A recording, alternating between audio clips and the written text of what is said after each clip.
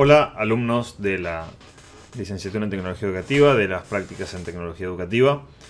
En este pequeño video vamos a hablar un poco de lo que es diagnosticar, que consideramos nosotros que es hacer un diagnóstico institucional. Realmente, diagnosticar es hacer un análisis inicial de una situación, una institución, un objeto, una persona, digamos, lo que yo quiera, para después trazar un camino de ruta, una hoja de acción basado en ese diagnóstico.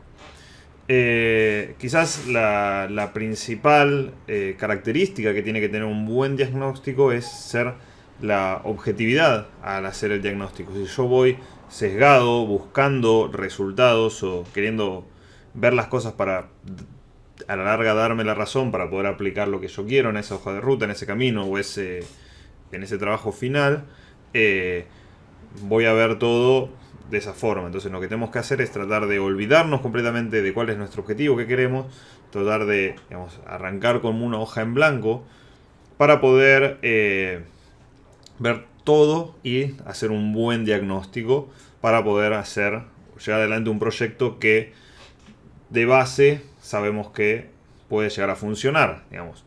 Después pueden surgir cosas en el medio que lo impidan, pero si yo ya diagnostico bien, por lo menos sé que el factor que va a hacer que mi proyecto no triunfe va a ser externo o no va a venir arraigado al problema inicial.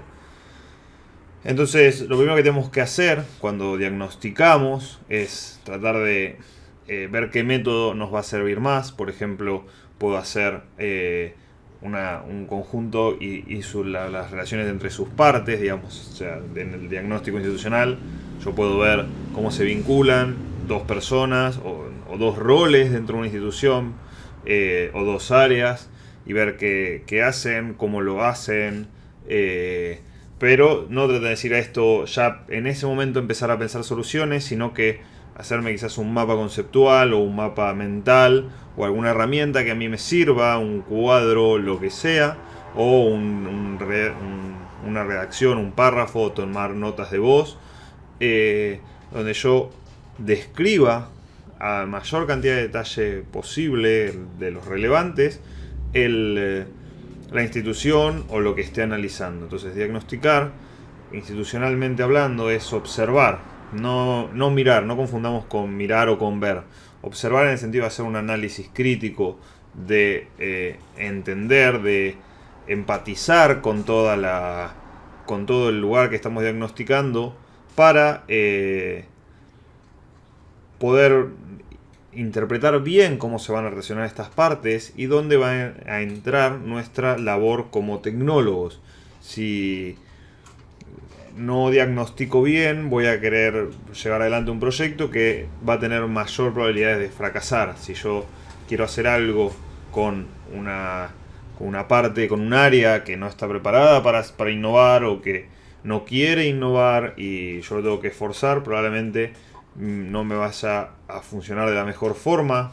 Obviamente que esto es hablando siempre en términos generales.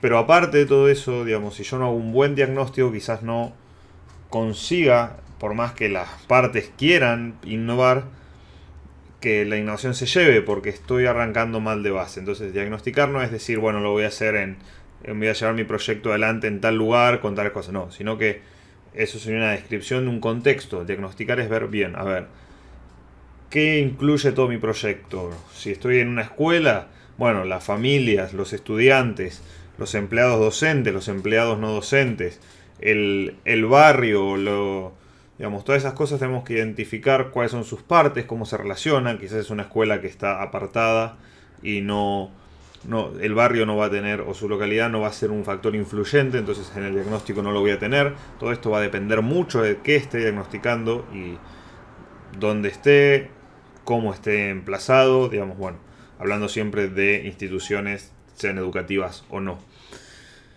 Entonces, para esta unidad que estamos por empezar, o para este capítulo del diagnóstico, hay una aparición especial, tengan esto en cuenta. Lo más importante es olvidarnos de nuestras ideas, digamos, de dejar de lado todo lo que nosotros traemos con nuestro bagaje, de decir, o bueno, esto va a servir, sino decir, bueno, a ver, qué partes hay y cómo se relacionan. Espero que este video les sirva y nos vemos en clase.